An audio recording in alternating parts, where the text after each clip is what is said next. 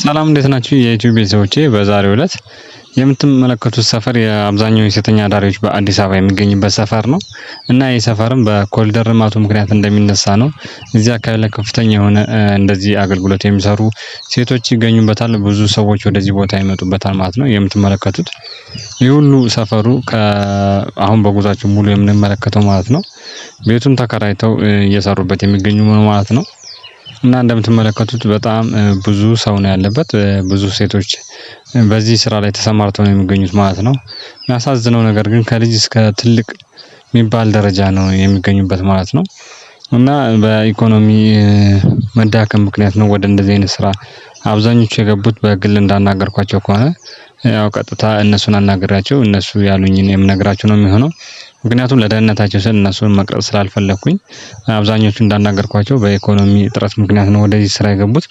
አብዛኞቹ ስራውን ትተው ወደ ሌላ ስራ መቀየር እንደሚፈልጉ ነው የተናገረው። ቢሆንም ግን በዚህ ስራ ላይ ብዙ መቆየት አይፈልጉም። ትንሽ ገንዘብ ቢያገኙ ቦታውን መቀየር ይፈልጋሉ። ግን ባለው ሁኔታ በኢኮኖሚ ምክንያት እዚህ ስራ ላይ የግድ እየቆዩና ሳያስቡት አመታቶች እየሄዱ እንደሆነ ነው የተናገሩት።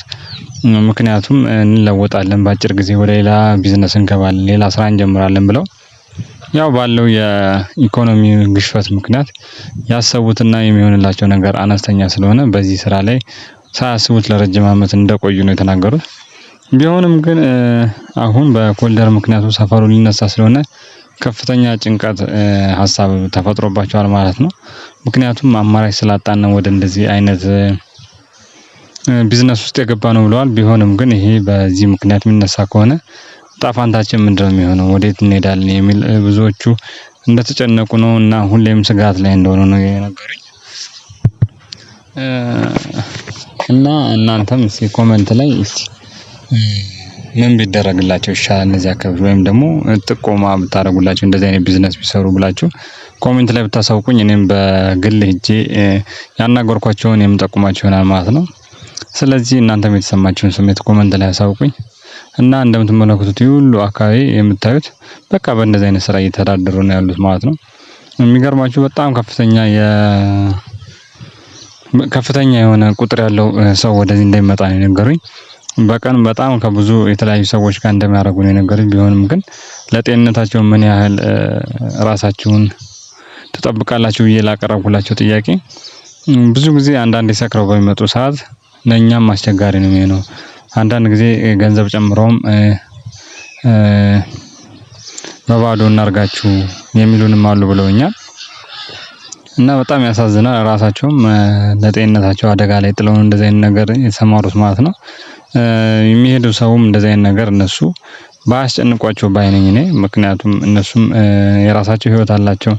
ምንም በእንደዚህ አይነት ቢዝነስ ውስጥ ቢገቡ የራሳቸው ላይፍ ያላቸው ናቸው። ምናልባት ላይፋቸው ተበላሽቶባቸው ይሆናል ወደ እንደዚህ አይነት ነገር የመጡት። ስለዚህ ሁል ጊዜ በዚህ ነገር የሚቀሩ ስላልሆነ ሰዎችም ለራሳቸውም ለነሱም ደህንነት ሲባል ጥንቃቄ ቢያደርጉ የተሻለ ነው ብዬ አስባለሁ። እና አብዛኞቹ ግን በተቻለ መጠን ጥንቃቄ እናደርጋለን። አንዳንድ ጊዜም ግን በምንሰክርበት ወቅት የምናደርገውን አናውቅም ብለውኛል። ስለዚህ እነሱም ቢሆኑ ጥንቃቄ ቢያደርጉ የተሻለ ነው ብዬ ለማናገር ሞክሬያለሁ፣ ለመምከር ሞክሬያለሁ ማለት ነው። እናንተም እስቲ የሚሰማችሁን ስሜት ኮመንት ላይ አሳውቁኝ። ቪዲዮ እንደምትወዱት ተስፋ አደርጋለሁ። ያው አስተማሪ ቪዲዮ ነው ብዬ አስባለሁ። ላይክ ሰብስክራይብ ብታደርጉኝ ደስ ይለኛል። እንዲሁም ደግሞ ለተለያዩ ሰዎች እንዲደርስ